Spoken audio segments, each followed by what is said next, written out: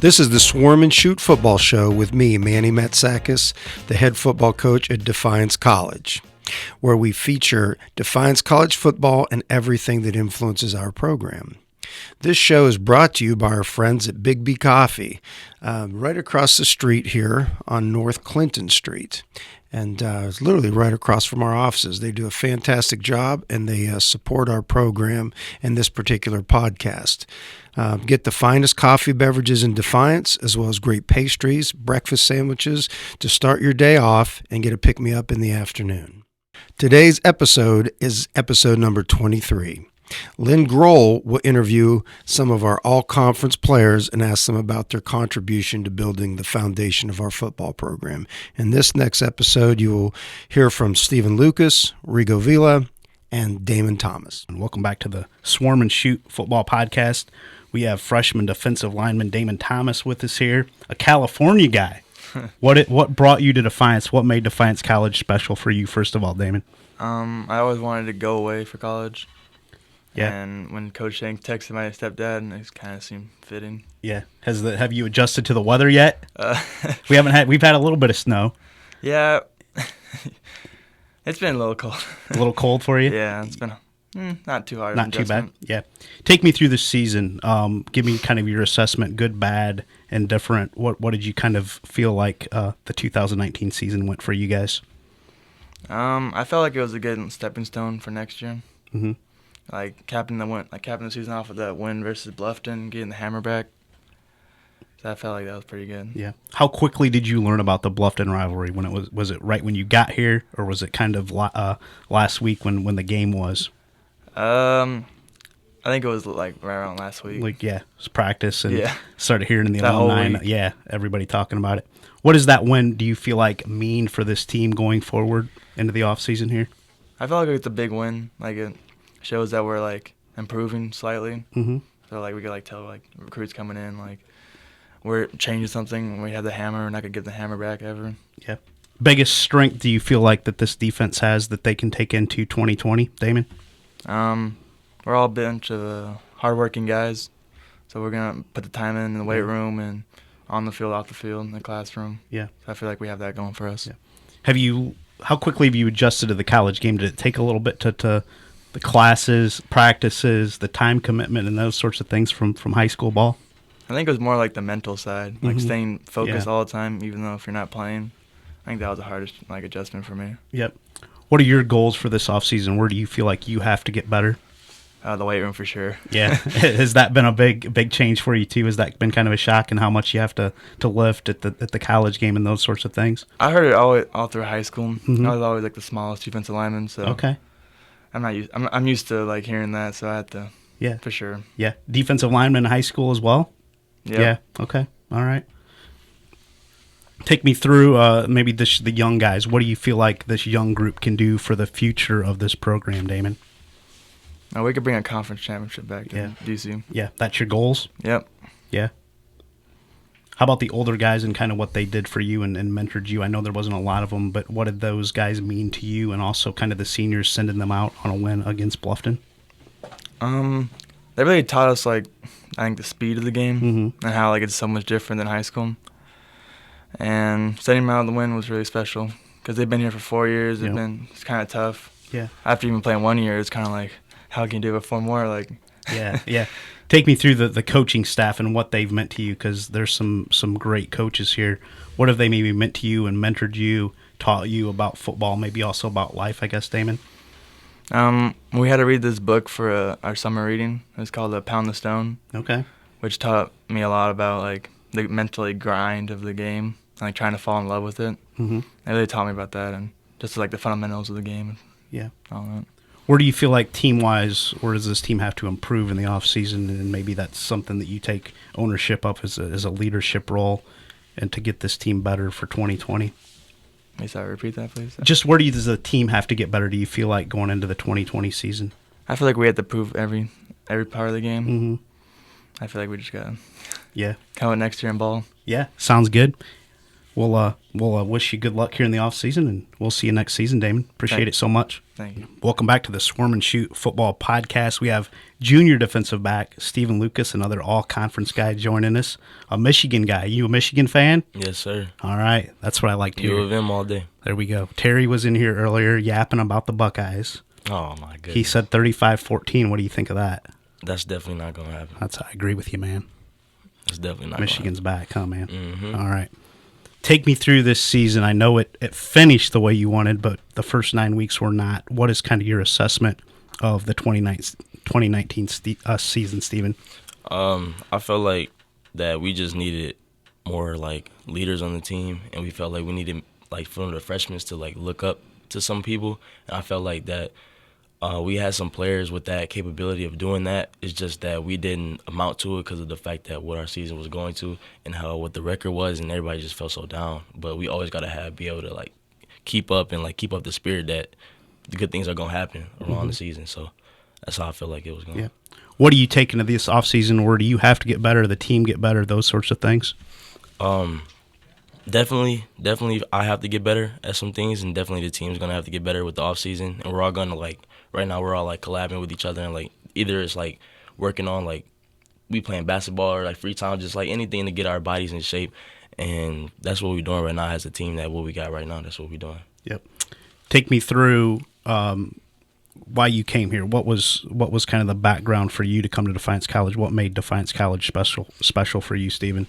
One of my coaches, my senior year, he went to Defiance a long time ago. Okay. And he told me about it and how the culture at Defiance, it's a small school, but everyone knows each other, and it's like, it's a cool environment. It felt like that's something from the high school that I came from.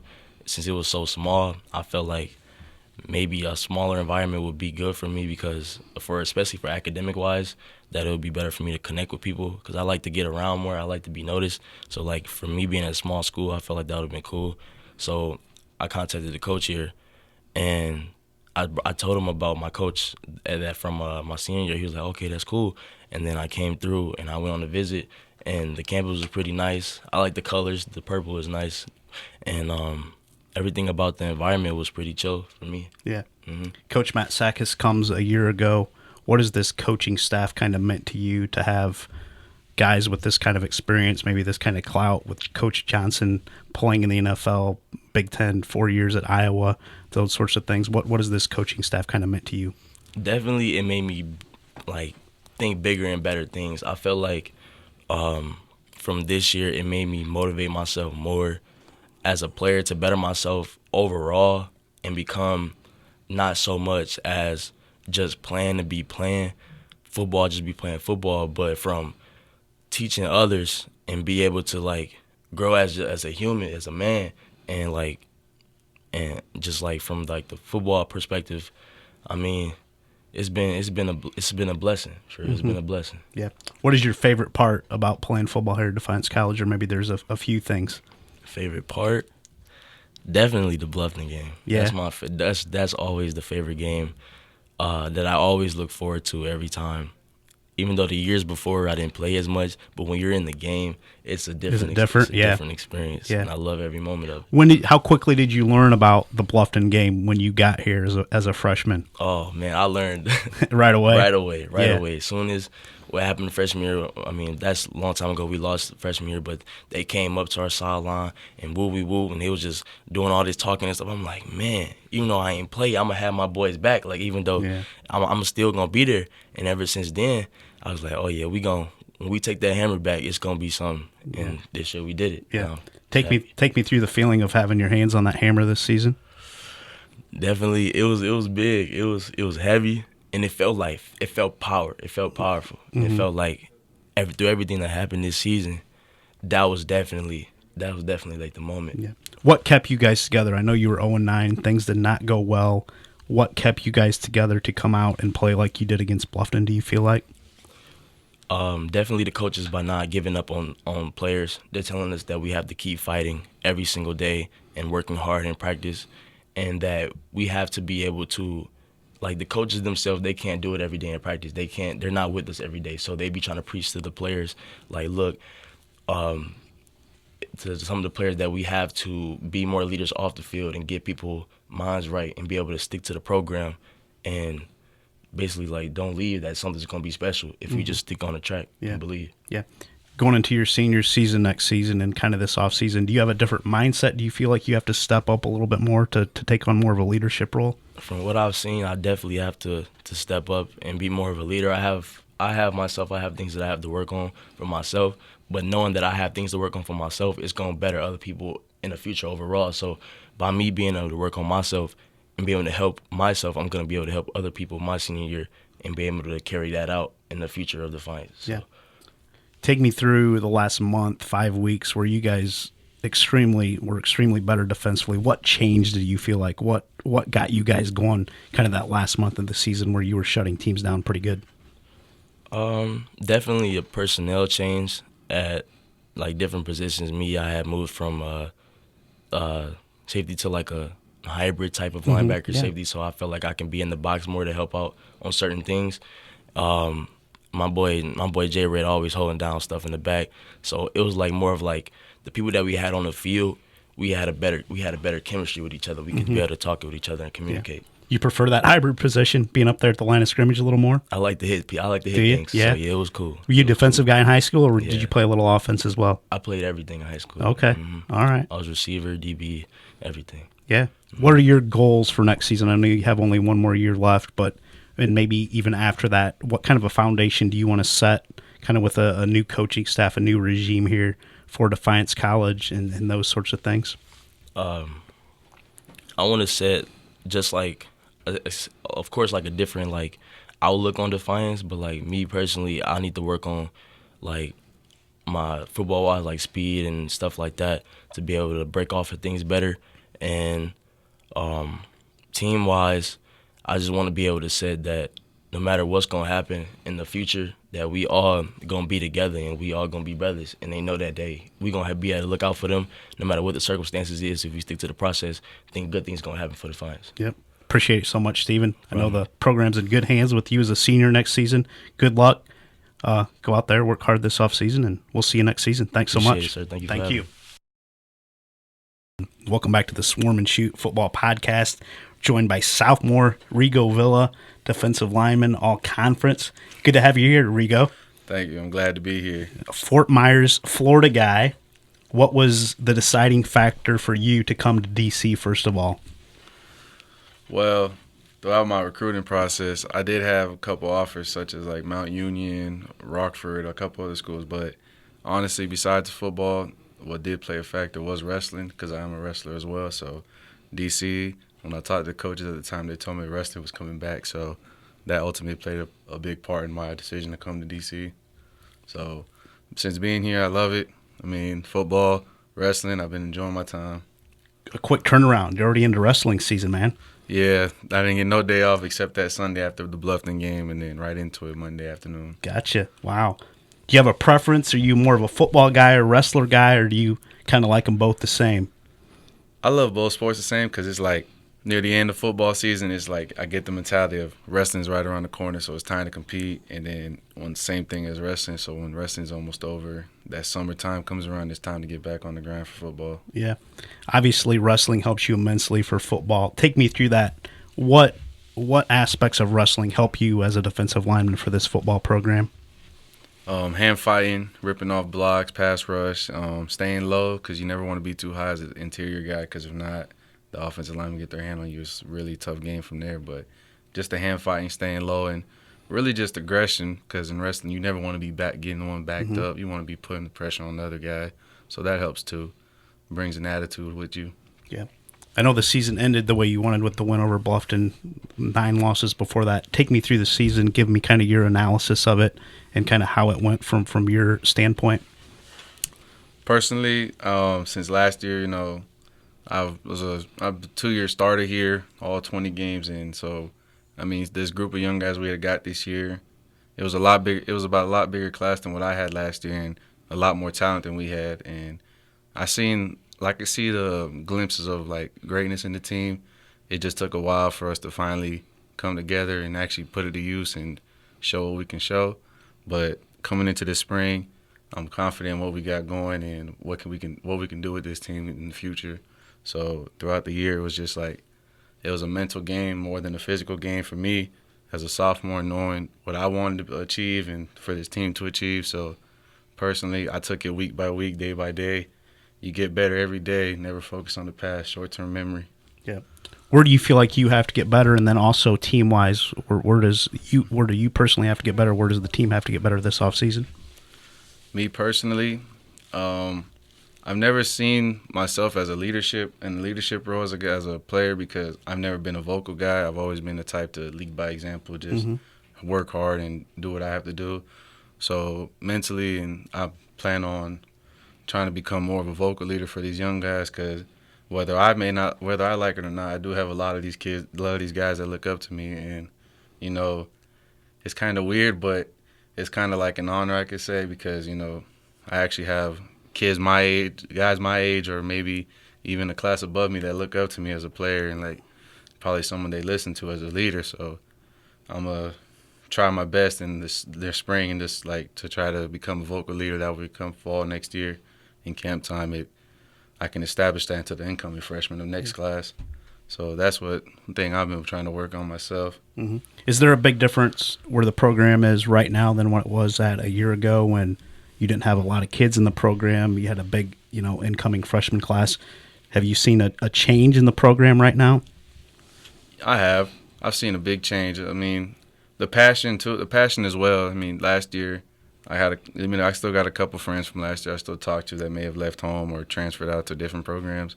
But the young guys here, they're passionate for the game. They love even though it was a rough season, they love every minute of the game. So I seen that in them. It like kept me up and keeping each other up. So these kids, they come here to play football, nothing more, nothing less. So I'm excited, and hopefully a lot of them stay for next year. That way we can turn this program around to what it's supposed to be, because it's all about what's in the future, not what just happened. Right.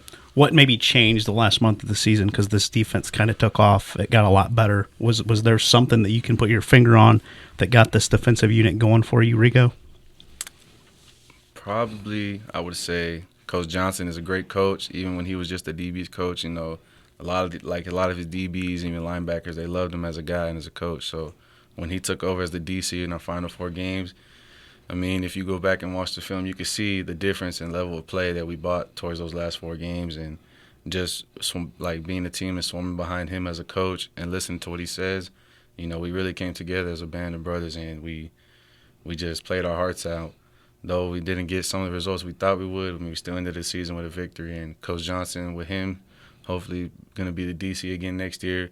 We got a lot to look forward to, and this defense was only going to get better as time progresses. What has this coaching staff kind of meant for you? And I know there's a lot of guys with a lot of experience, a lot of NFL, pro, college experience. What does this coaching staff kind of mean to you? Well, from the head coach all the way down to my defensive line coach, Coach Taylor, Coach Matsakis, I listen to what his plans are, and in high school, I had a hard time trying to trust my coaches, but I believe in what he says and what he plans to do for this program. Coach Taylor, every day in practice, pushing me to be the guy, one of the guys on the front 7, because a lot of the young guys look up to me. So I try my best every day in practice to go as hard as I can, to make the plays I can. Coach Johnson telling me the same.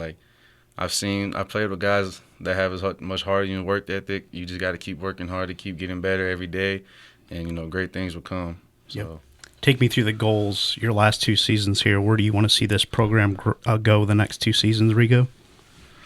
More wins, a conference championship within these next 2 years, possibly 2. That's the main goal, and the playoff appearance and a championship here. Mm-hmm. Nothing you got to shoot for the stars. You never want to shoot too low. What do you think it will take to win a conference championship here? What are some keys for you guys off season going into next year? For the off season, we're gonna have the guys who are still here for the spring workouts and everything. We'll have a better focus, a better focus of the game and the weightlifting program. The summertime, as they go home, it's not like a Division I, Division II program where you go home for a month or so, you work out, and then you go right back for their spring and summer camp. It's more taken upon yourself as a man and individual to get your workout in, get your conditioning in to come back in the best shape you can. So for me personally, I took it this season, like coming in my freshman year, I didn't do nothing but work. So I was a bigger guy, wasn't really in the best shape, but I used what I can. And then this past season, I took it upon myself. I did CrossFit every day with my father, and I just got in the best shape that I could to come out this season and play.